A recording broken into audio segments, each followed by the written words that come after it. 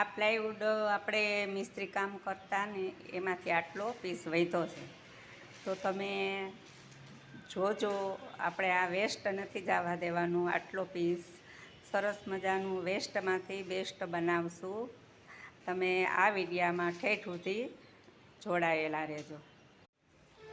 આ પટ્ટી પ્લાયવુડની કાપેલી એક થોડીક સાઈડ પટ્ટી હોય, આ એ છે.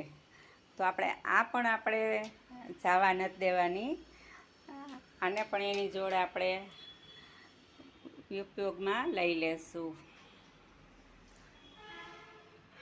અને આ ફેવિકોલ છે, આપણે તે એની જોડે વાપરવાનો છે. આપણે એમાંથી આ ચોરસ પીસ કટ કરી લીધું છે. અને આ ઓલી પટ્ટી હતી એમની આપણે આ નાની નાની બનાવી લીધી છે. તો આવી રીતે આપણે આને જોઈન્ટ કરવાની છે. આવી રીતે આપણે આને જોઈન્ટ કરવાની છે.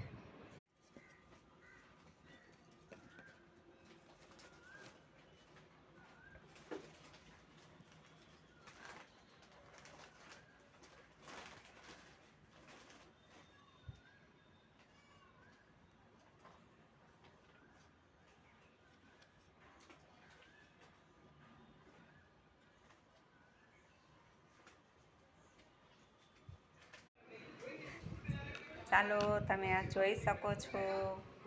આપણા આ પીસ બધા સ્ટેન્ડ તૈયાર થઈ ગયા છે.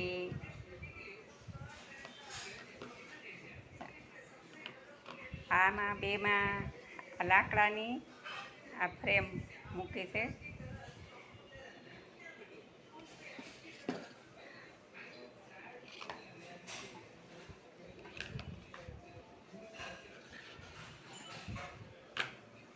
આપણું રહી ગયા રસોઈના તપેલા.